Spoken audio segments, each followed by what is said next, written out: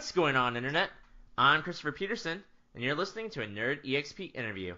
I'm hanging out with Kurt Hollowell That's it. That's me. Hi, from everybody. Doggy Dog Games. How you doing, Kurt? Hey, I'm doing well. It's a bright and early Saturday morning. Feeling good.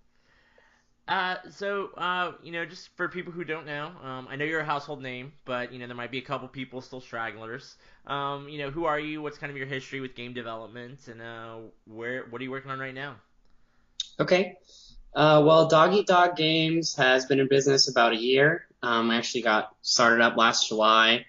And it started with just myself. And the first game I made was this game called Sticky. It's a musical puzzle game. It's out on Android right now for free. And so I wanted to start with something simple, and then over the past year, we've grown to a team of 5, and we've been working on a few other projects. Nothing else released yet, but right now we're working on a game called Stellar, which is a roguelike space shooter. It's all randomly generated, and you can switch from 3D to 2D. That sounds great. What was kind of the inspiration behind Stellar? Yeah, we're trying to make this mashup of these 3D exploration games and then the old school 2D games. So we have a few games that inspired us, like Star Fox for sure, because we all love 64, and I think everybody's got a soft spot for Star Fox. And then games like Galaga and Geometry Wars and Bullet Hell, those kind of games. And then also Fez. I really love how Fez has that 3D world seen from a 2D perspective, and that kind of gave me an idea to do it in an action space game. So you say kind of like roguelike. What are the different gameplay modes that you guys are experimenting with or plan to launch with right now? Yeah, it's mainly going to be a single-player focused experience, which is pretty typical with roguelikes, I think. And the roguelike elements are you're playing as this alien race trying to take over the universe. So every time you play, you're sent off as a new fighter ship, sent off into some region of space to basically conquer it. And you'll have 7 to 9 planets that you basically have to defeat to go to the next solar system. And if you beat 3 solar systems, you win. But every time you play, you're going to encounter new enemies, new planets. You can also just kind of fly off in any random direction and explore space. It's kind of a long-winded answer to your question, but and there's more roguelike elements than that too. Like we're trying to incorporate that into the story, have unlockables, but also permadeath, stuff like that, typical to the genre.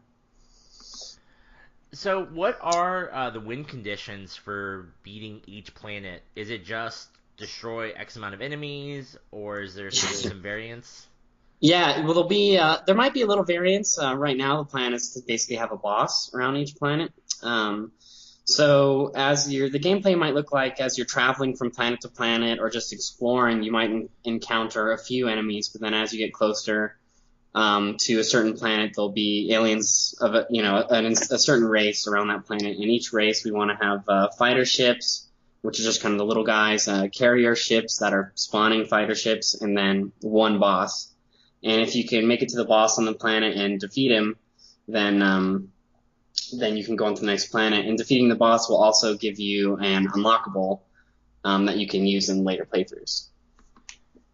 It's giant space world. I did have a chance to play the MomoCon, so there is that exploration mode when you're in 3D. Can you just bum rush a boss, or do you have to kill a couple drones, or is a certain level before they'll even appear? I kind of think you should be able to pretty much bum rush them, but you'd get destroyed if you don't kind of work your way up on the smaller enemies. And we're still working out the kinks on some of this stuff.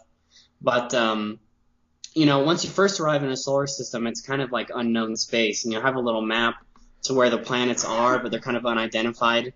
And then once you get closer and encounter a few enemies, then we want to have basically, I don't know, like a Dragon Ball Z power level reading or, something where you can tell, like, the race's, power, or basically how difficult it's going to be to take over that race. And so you can basically take, attack the solar system in any order you want. You could go to the hardest planet first, but then obviously it's going to be harder. And then we also want to reward people for making risky, being successful in risky encounters and stuff like that as well too. So you mentioned that when you defeat a boss, you get an upgrade. Do you have kind of examples of what some of those upgrades are? Yeah, yeah. So as you start off, you really only have one weapon at your disposal. You have a little laser, pea shooter, and then your race has developed this technology to shift dimensions. So you can fly around in 3D like Star Fox third-person view, or you can pick the left, right, or top-down view and kind of squish the world 2D. So that's the only thing you start with. But then as you beat a boss, you're going to be able to unlock new ships that have different abilities, and then new secondary weapons. So, rockets, giant lasers, homing missiles, all kinds of good stuff like that, mines. So it's kind of like a Mega Man style. Like if a boss uses a bunch of exploding mines, then you get a mine weapon that you can then use in your loadout. And next time you play, it's kind of like a lot of roguelikes will do this when you start the game fresh.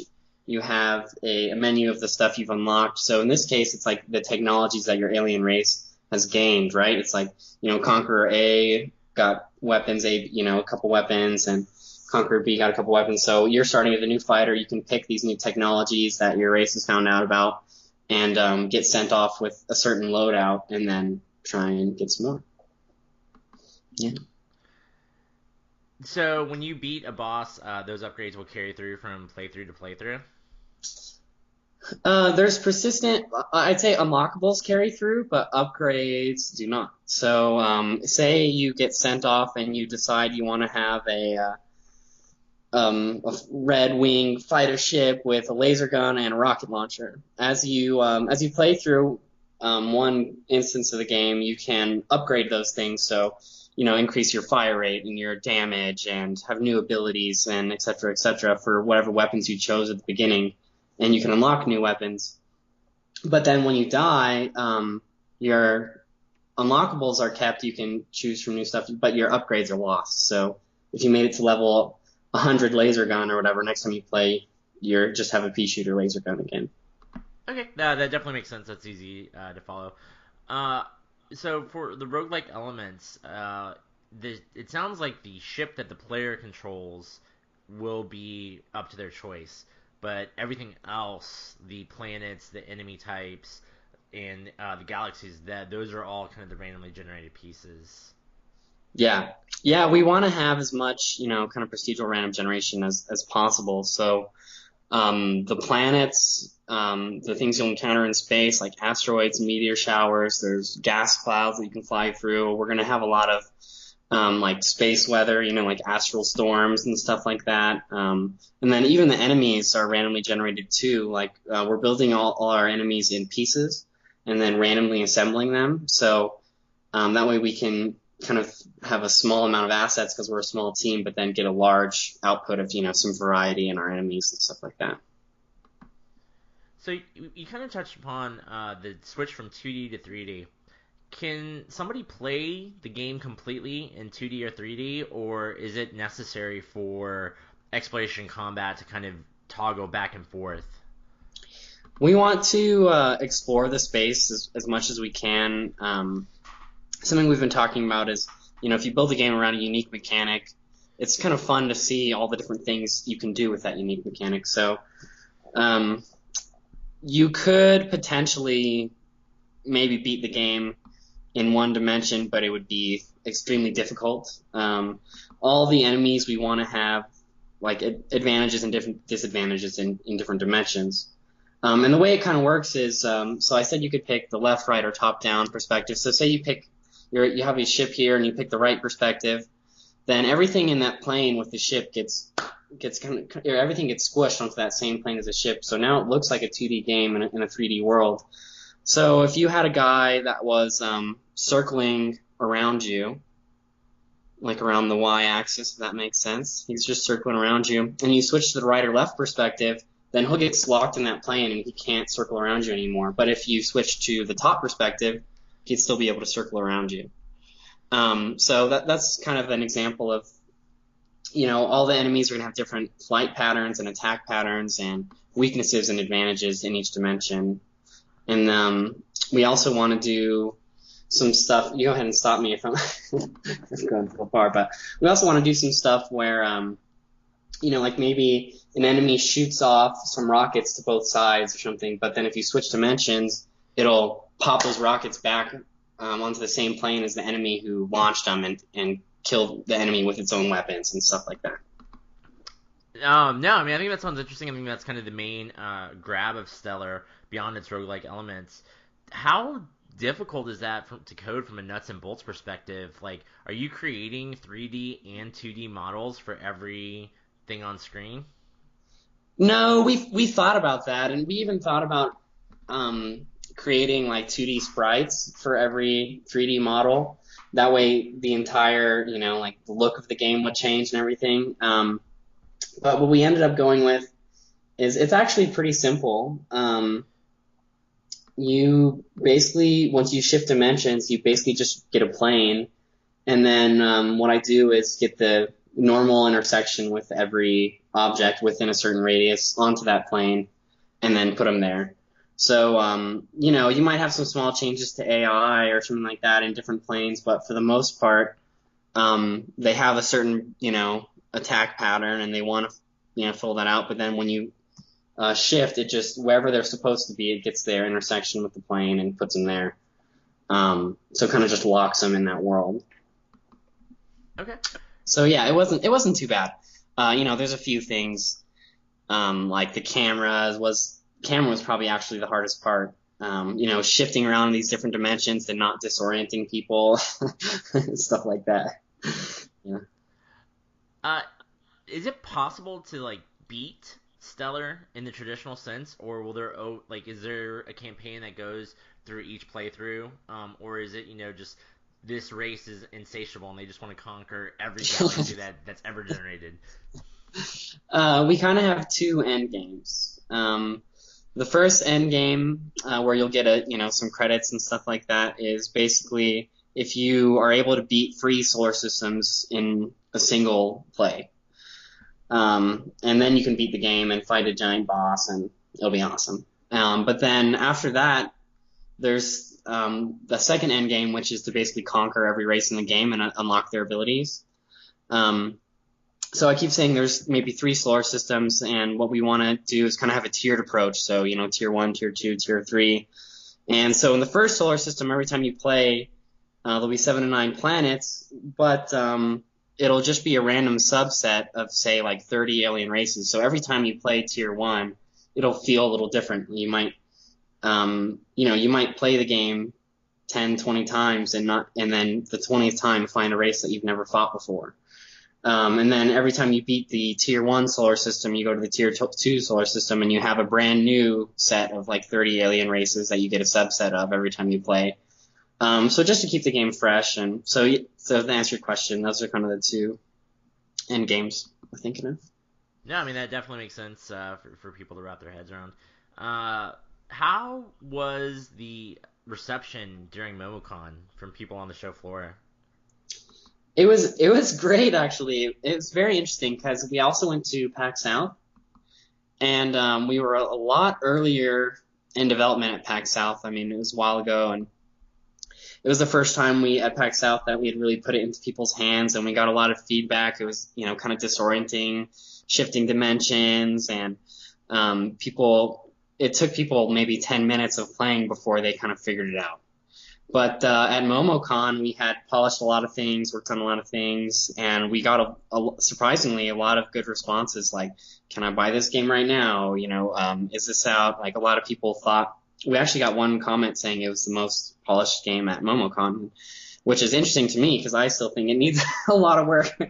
But we got a great feedback. I left with, I don't know, like 8 pages of notes of new ideas and things to work on, and overall, a really great experience, though. Is this game in beta or any form that people can play at this time or get a kind of taste of? Well, I have sent out builds before, not on really a mass scale. The plan is 2016 to try and get onto early access, and then however long it takes after that to kind of, tie the loose ends, fix bugs, and, maybe finish a few things off. So it's not really available yet, but every once in a while we will send out a build to, like podcasters like yourself or something like that. Are you guys have any other conventions that you're planning on attending? There's some local ones in Albuquerque, but besides that, we don't have any plans. Definitely It's a, understand. Travel budget's always a struggle. yeah, I reached out to a developer and they were like, I would love to talk to you at E3, and I was just like, well, our E3 plans are a little, to stay home this year, but we'll reevaluate it for next year. yeah. We're trying to go to as many conventions as we can because in the end, that's what it's really all about is putting your game in people's hands and letting them play. And then it's also great for us, because you get people who have fresh eyes on the game and give you new ideas. And, once you work on something every day, you kind of, I don't know, you look at it through a different lens, I guess. So they're great events to go to, and we're going to try and make it as many as we can. So, what lessons has the team kind of learned or taken away from Stellar this past year or so regarding game Well, development or promotion or? yeah.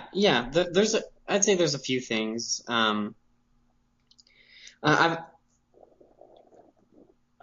One thing is that consistency, I think, is key, and also just communication with the team is, especially because we're all working full time. Everyone's on a little bit of a different schedule, but and especially on a long project like that, the hardest part about making games is finishing games. A lot of people it's really easy to get really excited about this idea, and maybe you spend a weekend or two just working 40 hours and really getting some prototype started, and you're really excited about it. But then the hardest part is, sticking with it and following it through to the end. And so that's something our team has learned, that having like a weekly meeting really helps, where it's time that everyone has set aside to get together and talk about it. And then also, I mean, something I learned from MomoCon is it is really important to go to events like that because it gets you re-inspired to play the game. And I was actually talking with other developers there who, were like, yeah, I'm kind of sad. Like my main programmer's been kind of falling off and I really wanted to come to this event, but he didn't make it. And I think it's a crucial part of the development experience because, like I was saying, you're looking at this thing for so long and working on it for so long. You view it from a different lens, but then once you put it in someone's hands and you see their eyes light up and they get all excited about the game. They're like, "This is awesome," and then I'm almost like, "You're awesome." Yeah. So I'd say that's been a good learning experience for me. Just letting people play the game as often as possible. Well, Doggy Dog, you guys have already successfully launched two games, Sticky and Vivio. Those are both available on the Google Play store, but they're mobile games. Nothing wrong with that, but like, what are the differences between that mobile creation and the PC console creation of Stellar that you're going through right now? I mean, I'd say probably just the scale. It's the scale and in the market. I mean, we'll see how it goes when when Stellar's done. But like for example, with Sticky, I was just trying to get my name out there a little bit. But once you're starting out, nobody really knows you. Nobody really knows the games. The marketplace is super crowded. But you can make those games in like 2 weeks. You could. Well, you could. Well, yeah, if you had a dedicated team in like 80 hours or 100 hours after you've made a couple, you can make some pretty simple small mobile games and try and get a lot, just push a lot of them out there. But then it's very hard to get noticed. Even if you have a good game that people like to play, there's a million good games that people like to play that are all free. So it's just a very hard market, I think, to compete on. So I'm hoping the console Steam market will be a little more fruitful in the fact that we can just get it out in more people's hands and get a little more exposure, because I think people get more excited about, a quote unquote like real game, like a PC game, than they do with a mobile game. Your new mobile game comes out, you're like, oh, that's cool. Maybe I'll play it when I'm going to the bathroom or something like that. Right? But I don't know. Just a little more exciting for us, I think, to work on a larger project. No, I mean that definitely makes sense. I had a chance to play Sticky. It was really fun, simple to pick up and intuit, and I could definitely see people giving that game some time. For people who haven't heard of that, do you want to give some background on Sticky? Sure. Yeah, Sticky is a musical puzzle game. It's kind of like inverse Bubble Bobble, if you've ever played that, or Bust-A-Move. So everything's on this circle. There's these colored balls that come in from the outside, and once they hit the middle, they stick, and you're spinning the middle around to try and catch the same colors together. And it has a heavy music influence. There's a lot of good music built into the game, and you're kind of playing along with the music. And then there's another mode called Jam Session, where you can actually load in your own MP3s, kind of like Audio Surf or something like that, and then play to the beat of your own music. Sounds good. So Sticky's available. Vivio's available now. Stellar. Vivo actually isn't available yet. I apologize. That's okay. I don't know. That one's really close to being done, but I kind of want to give it some love before I put it out there. And right now we're just completely focused on Stellar. So, yeah. One last question about Stellar. I noticed on the website that it said Oculus Rift. Do you guys have a dev kit? Have you tried Stellar with that, or kind of what's the progress on that? Yeah, we have a dev kit. We definitely want to have Oculus Rift support in the end. I think it's and in developing in Unity, actually, they just released 5.1, which has a lot of Oculus support, and they already had Oculus support. So it's definitely our plan to do that.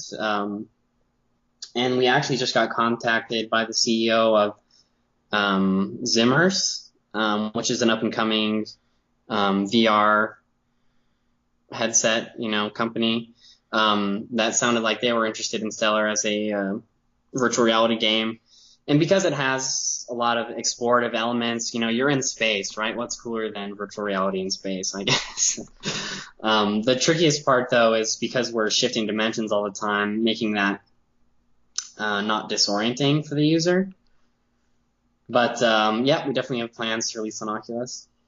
No, I think that's a great fit. I think Space Sims and Oculus would work well together, because then you can combine the headset of the Oculus Rift with a controller, and it would feel seamless. Because that's all my experience fighting in spaceships. That's exactly how it feels. So, yeah. Last question. What's kind of the overall design philosophy for you or for Dog Eat Dog Games? Dog Eat Dog Games, we really try and focus on unique mechanics, and then the games sort of evolve from there. We really want to stand out and be unique with our games, and we really feel that it's we like a lot of action, arcade, skill-based games. So if you're making those type of games, it really is all about a unique mechanic and solid gameplay. So that's what we try and focus on. All right, that sounds great. I saw people at MomoCon. I saw you guys have a line a couple times. I had a chance to play it. Stellar does look interesting. It does. It's easy to pick up, but I imagine once you hit those tier 2, tier 3, it's hard to master. I encourage everybody to check it out if you can. Go to Dog Eat Dog Games website. Anywhere else that they can see your work, Kurt? Yeah, we've got Facebook and Twitter. Just Dog Eat Dog Games in both places. So, yeah, check us out, like us. We post updates. It's almost like Facebook is almost like a dev vlog sometimes. We'll post, little videos of new enemies or stuff that we're working on. So if you're interested in the game and you want to keep up with us, then give us a shout out. All right. Well, thank you, Kurt. Yeah, thank you, Chris. And thank you out there for listening. I hope that you enjoyed this interview and that we were able to help you with your stellar IQ. Level up, friends.